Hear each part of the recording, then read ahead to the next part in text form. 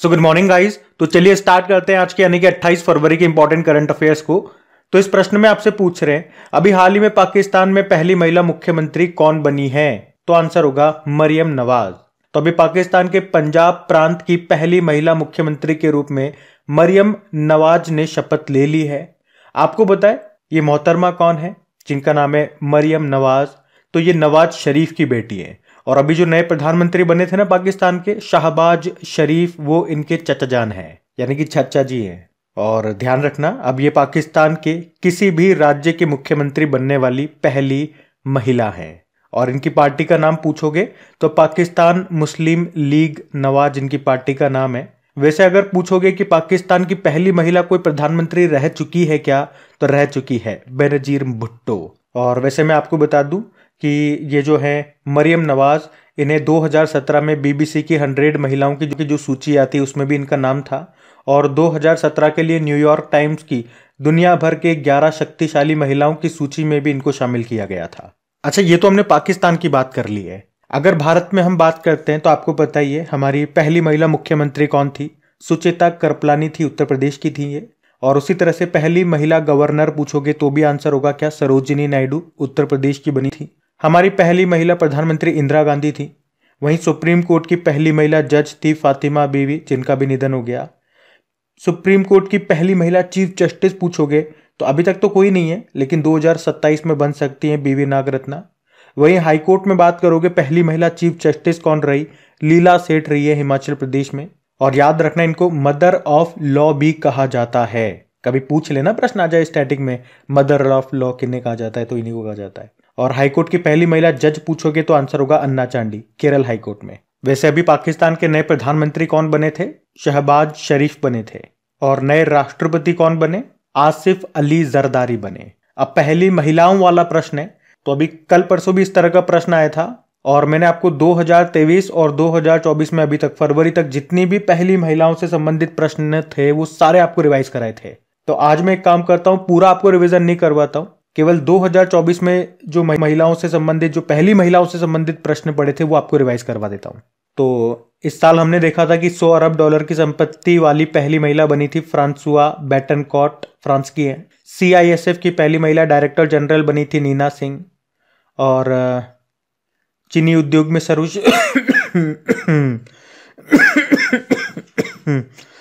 चीनी उद्योग में सर्वश्रेष्ठ पर्यावरण अधिकारी का पुरस्कार जीतने वाली पहली महिला बनी थी कौन, दीपा भंडारे। और भारतीय सेना की पहली महिला सूबेदार बनी थी प्रीति रजक। अर्जुन अवार्ड पाने वाली पहली महिला घुड़सवार बनी थी दिव्य कीर्ति सिंह। सऊदी अरब के रियाद में जॉय अवार्ड 2024 से सम्मानित होने वाली पहली भारतीय महिला बनी थी आलिया भट्ट। भारत की पहली महिला पिच क्यूरेटर, जो पिच की देखभाल करने वाले होते हैं उन्हें कहते हैं पिच क्यूरेटर, ये पहली महिला बनी थी जयसिंता कल्याण। और अभी हमने पढ़ा था विश्व बैंक के वैश्विक पर्यावरण सुविधा के स्वतंत्र मूल्यांकन कार्यालय के निदेशक के रूप में नियुक्त महिला बनी थी कौन, गीता बत्रा। और एक पार्वती बरुआ का नाम भी याद रखना, अभी पद्मश्री से इनको सम्मानित किया गया था और ये भारत की पहली महिला महावत है। महावत यानी कि जो हाथी को कंट्रोल करते हैं वो। अगला प्रश्न देखते हैं। फिर आपसे पूछ रहे हैं अभी हाल ही में साउथ एशिया के सबसे बड़े प्लांट का उद्घाटन कहां पे किया गया, तो आंसर होगा कानपुर में।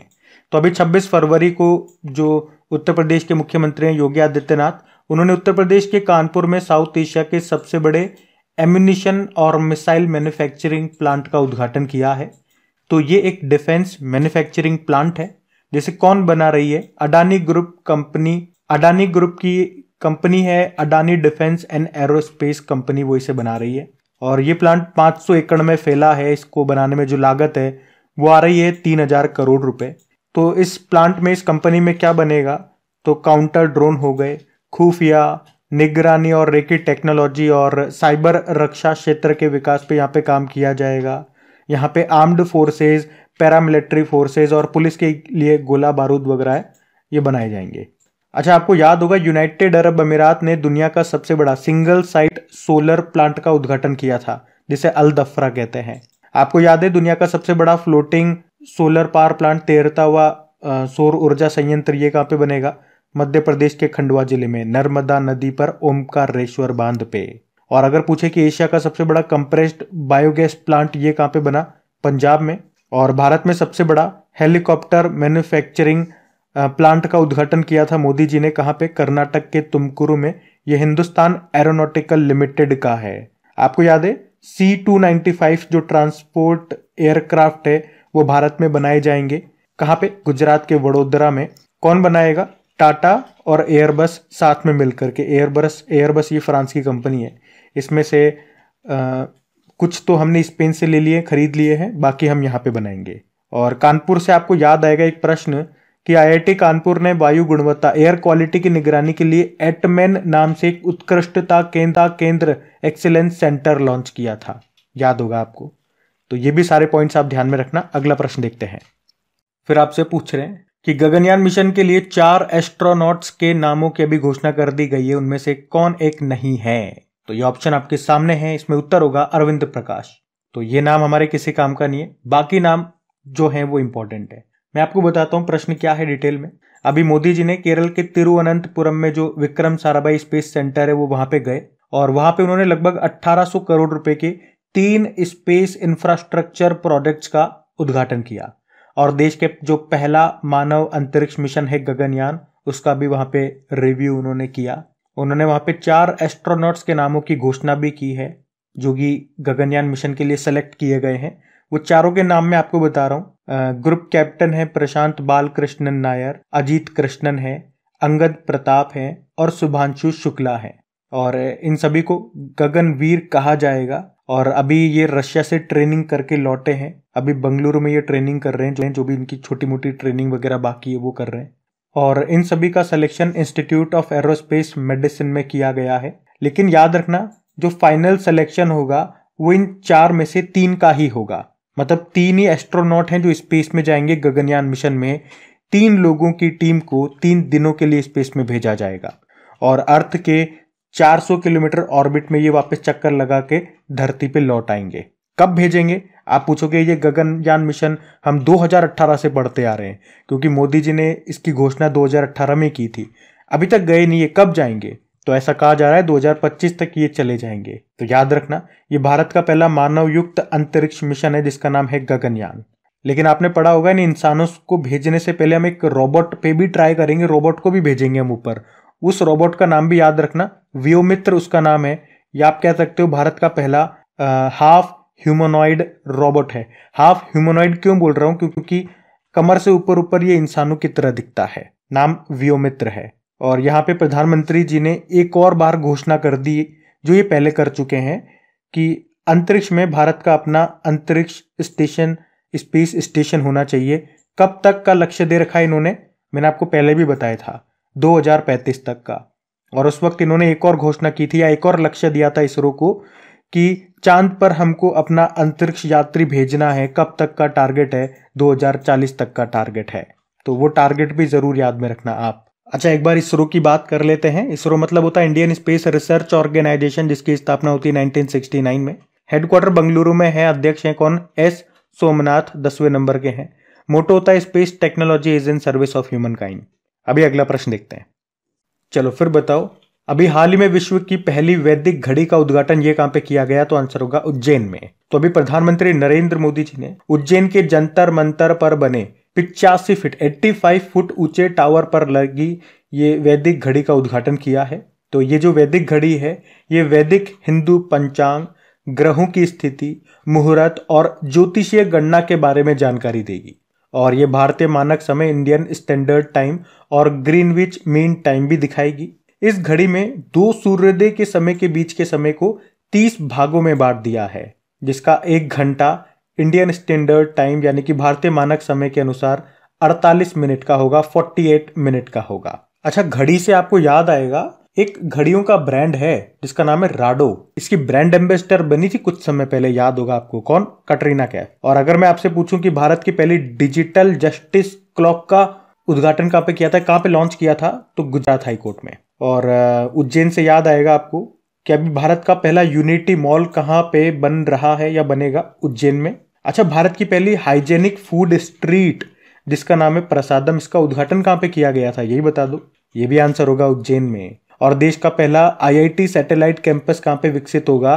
तो ये भी आंसर होगा उज्जैन में। वैसे भारत का वैसे सॉरी क्या था, भारत का पहला जियोलॉजिकल पार्क ये कहाँ पे बनेगा? तो इसका आंसर होगा मध्य प्रदेश के जबलपुर में। और आप जानते हो भारत का पहला सोलर सिटी ये कौन सा बना? मध्य प्रदेश का सांची बना। तो ये सारे प्रश्न इंपॉर्टेंट है और सारे के सारे रिलेटेड है मध्य प्रदेश से, तो ये आप ध्यान में रखना। अगला प्रश्न देखते हैं। फिर आपसे पूछ रहे हैं अभी हाल ही में SECI मतलब होता है solar energy corporation of India. तो इसने भारत के सबसे बड़े सोलर बैटरी परियोजना का अनावरण कहां पे किया? तो आंसर होगा छत्तीसगढ़ में। तो याद रखना, इसने अभी भारत की सबसे बड़ी solar battery energy storage system को शुरू किया है। मतलब यहां पे सोलर एनर्जी को बैटरीज में स्टोर किया जाएगा और कैपेसिटी है 40 मेगावाट की। कहां पे स्थापित किया? याद रखना, छत्तीसगढ़ के राजनांदगांव में। और इसका उद्घाटन अभी 24 फरवरी 2024 को ही प्रधानमंत्री नरेंद्र मोदी जी ने किया। अच्छा, वैसे सोलर से संबंधित कई प्रश्न आते हैं और कई बार मैं आपको रिवाइज करा चुका हूं। तो आज बैटरी से संबंधित कुछ प्रश्न मैं आपको रिवाइज करा रहा हूं। ये सारे करंट अफेयर्स वाले प्रश्न बिल्कुल ध्यान से सुनते जाना। एक तो आपको याद होगा भी चाइना की बीटा वोल्ट नाम की कंपनी हमने पढ़ी थी, वो एक ऐसी न्यूक्लियर बैटरी बना रही है जो कि 50 सालों तक चलेगी। मतलब फिर हमें फोन चार्ज करने की जरूरत नहीं पड़ेगी। और भारत की पहली लिथियम आयन सेल फैक्ट्री का उद्घाटन कहां पे किया गया था? आंध्र प्रदेश में। अच्छा, लिथियम आयन से 2-3 प्रश्न बनेंगे आपके। लिथियम आयन बैटरी के आविष्कारक का निधन हो गया अभी कुछ समय पहले ही, जिनका नाम है जॉन बी गुडएनफ। 2019 में केमिस्ट्री का नोबेल पुरस्कार मिला था और हमने पढ़ा था नोबेल पुरस्कार पाने वाले ये सबसे उम्र दराज व्यक्ति थे। तो इनका नाम याद रखना। अभी लिथियम के भंडार भी पाए गए थे कहां पे? जम्मू कश्मीर में। लिथियम ये सबसे हल्का धातु है, लाइटेस्ट मेटल है ये। और आपको याद होगा भारत की पहली ग्रीन सोलर पैनल फैक्ट्री ये कहां पे बनेगी? उत्तराखंड में बनेगी। और कौन बनाएगा? जो ल्यूमिनस कंपनी है वो बनाएगी। तो ये सारे प्रश्न याद रखना। प्रश्न भी इंपॉर्टेंट है कि भारत की सबसे बड़ी सोलर बैटरी परियोजना कहां पे? छत्तीसगढ़ में। और किसने शुरू की? Solar energy corporation of India ने। अगला प्रश्न देखते हैं। फिर आपसे पूछ रहे हैं अभी हाल ही में भारत के सबसे उम्रदराज सांसद और समाजवादी पार्टी नेता का निधन हो गया। नाम बताओ उनका क्या है? शफीकुर रहमान बर्क। तो 94 वर्ष की आयु में, 94 ईयर की आयु में संसद के सबसे वरिष्ठ सांसद और समाजवादी पार्टी के सदस्य थे ये शफीकुर रहमान बर्क, जिनका भी निधन हो गया। बस और कुछ ज्यादा नहीं है इनके बारे में बताने के लिए, तो इतना सा आप ध्यान रखना। ये भारत के सबसे उम्रदराज सांसद थे। तो मैंने प्रश्न ले लिया है, लेकिन कुछ अभी हाल ही में इंपॉर्टेंट व्यक्तियों का निधन हुआ वो मैं आपको रिवाइज करवा दूं। एक तो फातिमा बीवी के बारे में मैंने आपको बताया, सुप्रीम कोर्ट की पहली महिला जज थी, ये निधन हो गया। अभी हमने पढ़ा था गजल गायक थे पंकज उदास जी, जिनका निधन हो गया। एक याद रखना, ये नया प्रश्न है, कर्नाटक के पूर्व जूनियर क्रिकेटर थे ये, 34 वर्ष की उम्र में अभी इनका निधन हो गया। के होयसला इनका नाम था। अटैक आया इनको और निधन हो गया इनका। एक डॉक्टर नित्यानंद की बात करेंगे तो भारत की पहली ओरल गर्भ निरोधक गोली सहेली की खोज करने वाले डॉक्टर थे ये, डॉक्टर नित्य आनंद इनका नाम था। और शास्त्रीय गायिका प्रभा अत्रे का निधन हो गया, ये भी नाम इंपॉर्टेंट है। मशहूर उर्दू गायक मुनव्वर राणा का निधन हो गया। एक हमने पढ़ा था मनोहर जोशी का नाम, महाराष्ट्र के पूर्व मुख्यमंत्री थे, निधन हो गया। प्रसिद्ध जैन आचार्य विद्यासागर महाराज जी का निधन हो गया। देश के सबसे उम्रदराज टेस्ट क्रिकेटर थे दत्ताजी राव गायकवाड़, इनका निधन हो गया। प्रसिद्ध रेडियो प्रस्तोता अमीन सयानी का निधन हो गया। वे प्रसिद्ध कार्यक्रम बिना का गीतमाला के लिए जाने जाते थे। तो ये कुछ सारे इंपॉर्टेंट नाम है जिनके अभी हाल ही में निधन हुए, इनको भी ध्यान में रखना। अगला प्रश्न देखते हैं। फिर आपसे पूछ रहे हैं अभी हाल ही में सिक्किम के पहले रेलवे स्टेशन की आधारशिला कहां पे रखी गई? तो आंसर होगा रंगपो में। तो अभी प्रधानमंत्री नरेंद्र मोदी ने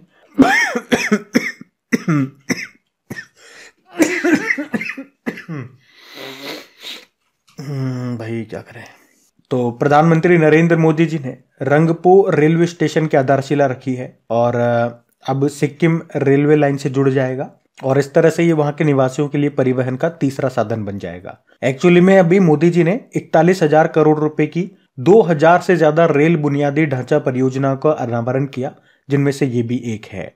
तो ये सिक्किम का पहला रेलवे स्टेशन है, इसलिए आप इसको ध्यान में रखें। अच्छा, भारतीय रेलवे से कुछ प्रश्न मैं आपको रिवाइज कराऊं तो आपको याद है भारतीय रेलवे की स्थापना कब होती है? 16 अप्रैल 1853 में। और 1853 में भारत की पहली जो रेल चली थी वो मुंबई और ठाणे के बीच में चली थी। 34 किलोमीटर ये चलाई गई थी। अच्छा, ये जरूर याद रखना, ये शायद प्रश्न आपने बहुत कम लोगों ने पढ़ा होगा कि भारतीय रेलवे का शुभंकर क्या है। तो भोलू द एलिफेंट है। एक गोलू मोलू सा एलिफेंट है, उसका नाम है भोलू, और यही भारतीय रेलवे का शुभंकर है, मैस्कॉट। बाकी सबसे लंबा अगर रेलवे प्लेटफॉर्म आपसे पूछेंगे तो आपको मिलेगा कर्नाटक में जो हुबली रेलवे स्टेशन है। वैसे उसका नाम बदल के श्री सिद्ध रुद्र स्वामी जी के नाम पे कर दिया गया। अब ये प्रश्न मैं आपके लिए छोड़ रहा हूं, आपका होमवर्क प्रश्न बनेगा कि उसकी लंबाई आपको बतानी है। भारत के सबसे लंबे प्लेटफॉर्म की लंबाई आपको बतानी है, कितनी है। मैं आपको कई बार बता चुका हूं, इस बार मैं आपसे पूछ रहा हूं। और वैसे भारत में विश्व का सबसे ऊंचा रेलवे पुल भी बन रहा है जम्मू कश्मीर में, चिनाब नदी के ऊपर। वैसे रेलवे बोर्ड की पहली महिला अध्यक्ष और सीईओ का नाम याद होगा आपको, जया वर्मा सिन्हा है। ये प्रश्न आ चुका है अभी एग्जाम में। आरपीएफ के डायरेक्टर जनरल भी नए बने थे, मनोज यादव उनका नाम है। और वंदे भारत ट्रेन का संचालन करने वाली पहली महिला पायलट कौन बनी थी? सुरेखा यादव बनी थी। अच्छा, भारत में अभी कितने रेलवे जोन हैं? 18 है। तो ये भी सारे पॉइंट्स आप ध्यान में रखना। अगला प्रश्न देखते हैं।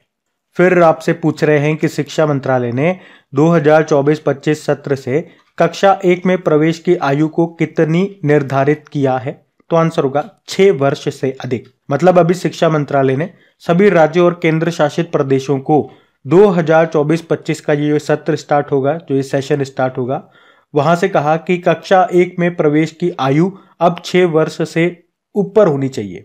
मतलब 6 साल से कम आयु का कोई बच्चा होगा तो उसे पहली कक्षा में आप एडमिशन नहीं देना है। और ये प्रावधान न्यू एजुकेशन पॉलिसी 2020 और बच्चों का निशुल्क और अनिवार्य शिक्षा अधिकार अधिनियम 2009 के तहत किया गया है। आपको याद हो तो इसी तरह से कुछ समय पहले शिक्षा मंत्रालय ने कोचिंग वालों के लिए गाइडलाइन निकाली थी, उसमें भी इस तरह का एक प्रश्न हमने पढ़ा था। प्रश्न क्या था कि किस वर्ष से कम उम्र के बच्चों का एडमिशन या रजिस्ट्रेशन कोचिंग वाले नहीं कर सकते हैं?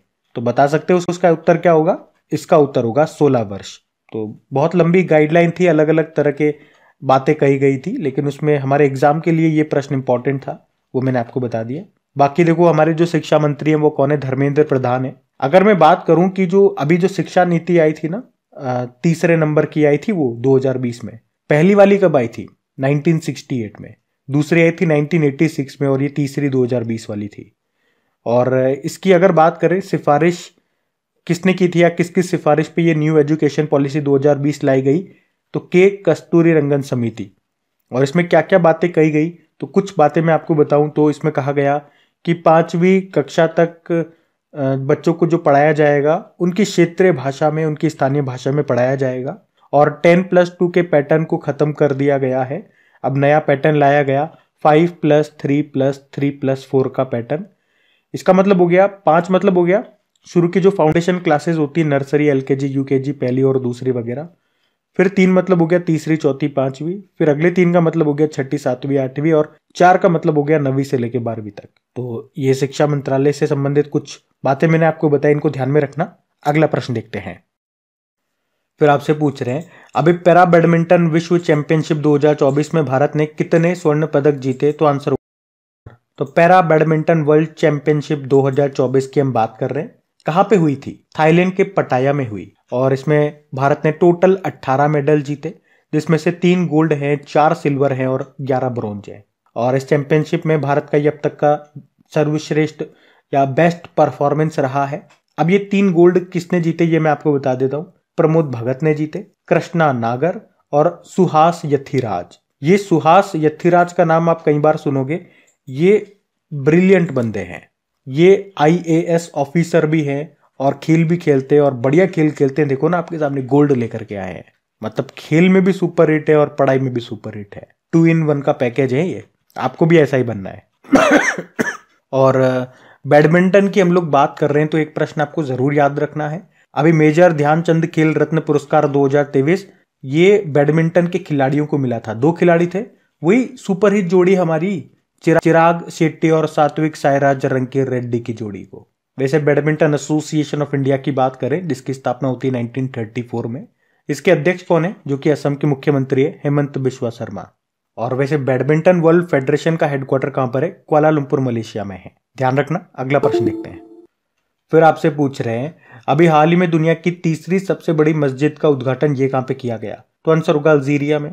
तो अभी अफ्रीकी देश है अल्जीरिया, इसने दुनिया की तीसरी सबसे बड़ी और अफ्रीका की सबसे बड़ी मस्जिद अल्जियर्स की ग्रैंड मस्जिद का भी उद्घाटन किया। और इसका उद्घाटन किसने किया? अल्जीरिया देश के जो राष्ट्रपति है, इनका नाम है अब्देल मजीद तेब्बोने, और इस मस्जिद का नाम है जामा अल जाजीर। अच्छा, आपको याद होगा एक बुक हमने पढ़ी थी जिसका नाम है बाबरी मस्जिद राम मंदिर दलेमा। इसको किसने लिखा था? माधव गोडबोले ने लिखा था। वैसे दुनिया की सबसे बड़ी मस्जिद आपको कहाँ मिलेगी? सऊदी अरब के मक्का में। और अगर मैं आपसे पूछूं कि दुनिया का तीसरा सबसे बड़ा क्रिकेट स्टेडियम कहाँ पे बन रहा है, तो आंसर होगा जयपुर में। दुनिया का सबसे बड़ा तो है ही भारत में, गुजरात में जो नरेंद्र मोदी स्टेडियम है। दुनिया का तीसरा सबसे बड़ा भी अब भारत में बन रहा है। अभी आपको याद होगा बजट में हमारी जो वित्त मंत्री है निर्मला सीतारमण जी, इन्होंने कहा था कि भारत जो है ये अगले 3 सालों में दुनिया की तीसरी सबसे बड़ी अर्थव्यवस्था इकोनॉमी बन जाएगा।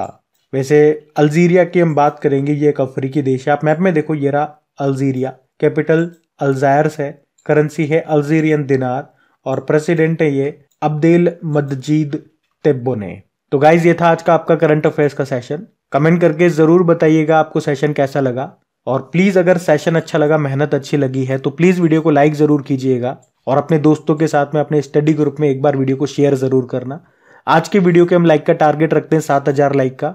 और मैं आपको बता दूं, अगर वीडियो को पहली बार देख रहे हैं आप तो आपको नहीं पता होगा, इनकी प्रैक्टिस के लिए आपकी क्विज में बना करके तैयार करता हूं। वहां आप टेस्ट लगाएं, आराम से इनका प्रैक्टिस करें। जितनी आप प्रैक्टिस करोगे उतनी चीजें आपको लंबे समय तक याद रहेंगी, आपके कंफ्यूजन दूर होंगे। डेली प्रैक्टिस मिल जाएगी, वीकली प्रैक्टिस मिल जाएगी, मंथली प्रैक्टिस मिल जाएगी, और भी स्टैटिक काफी सारी क्विजेस वहां जाके लगा सकते हैं, बिल्कुल फ्री है सारी। और डिटेल पीडीएफ भी आपको वहां पे मिल जाएगा, वो भी बिल्कुल फ्री ऑफ कॉस्ट में मिलेगा। पूरे यूट्यूब में आपको, चाहे बड़ा चैनल छोटा चैनल कहीं पर भी देख लो, डिटेल पीडीएफ आपको कोई भी देगा तो पैसे लेगा। वो सारी चीजें अपन फ्री में दे रहे हैं। जाओ क्रैक एग्जाम चैनल एप्लीकेशन को डाउनलोड कर लो, लिंक डिस्क्रिप्शन में मिल जाएगा, और इन चीजों का फायदा उठाओ। चलो अभी कल के करंट अफेयर्स का मैं आपको क्विक रिवीजन करा दूं, फिर सेशन एंड करते हैं। चैनल पे पहली बार है तो सब्सक्राइब करके बेल आइकन को प्रेस जरूर कर लेना। टेलीग्राम यूज करते हैं तो वहां पे भी नोटिफिकेशन आ जाएगा आपको, लिंक डिस्क्रिप्शन में है। चलो शुरू करते हैं। तो पहला प्रश्न आपसे पूछा था किसने खेलो इंडिया विंटर गेम्स 2024 का खिताब जीता, तो आंसर होगा सेना ने। फिर आपसे पूछा था अभी 5वें भारत जापान संयुक्त अभ्यास धर्मागार्जन का आयोजन कहां पे हुआ, तो आंसर होगा राजस्थान में। फिर आपसे पूछा देश का सबसे लंबा केबल आधारित पुल सुदर्शन सेतु का उद्घाटन कहां पे किया गया, तो आंसर होगा गुजरात में, गुजरात के द्वारका में। फिर पूछा विश्व बैंक की वैश्विक पर्यावरण सुविधा के स्वतंत्र मूल्यांकन कार्यालय के निदेशक के रूप में किसे नियुक्त किया गया तो आंसर होगा इसका क्या, गीता बत्रा। फिर पूछा कि अट्टुकल पोंगल उत्सव ये कहां पे मनाया गया, तो आंसर होगा केरल में। और पूछा हरियाणा सरकार ने महिलाओं में स्तन कैंसर का पता लगाने के लिए अभी एक कार्यक्रम शुरू किया, नाम है सवेरा। फिर पूछा था विश्व एनजीओ दिवस कब मनाया, 27 फरवरी को। और पूछा अभी मिस वर्ल्ड 2024 का आयोजन हुआ भारत में, कौन सा संस्करण हुआ, 71 नंबर का। और फिर पूछा था किस गजल गायक का भी फरवरी में निधन हो गया, पंकज उदास, आंसर होगा। चलो भी कल के करंट अफेयर्स का होमवर्क प्रश्न देखते हैं और सेशन एंड करते हैं। तो कल के वीडियो में आपसे पूछा था अभी हिम तेंदुओं पर रिपोर्ट आई थी, भारत में कितने हिम तेंदुए स्नो लेपर्ड है, 718 है। आप सभी ने प्रश्न का बिल्कुल सही उत्तर दिया। अब ये आज का आपका होमवर्क प्रश्न।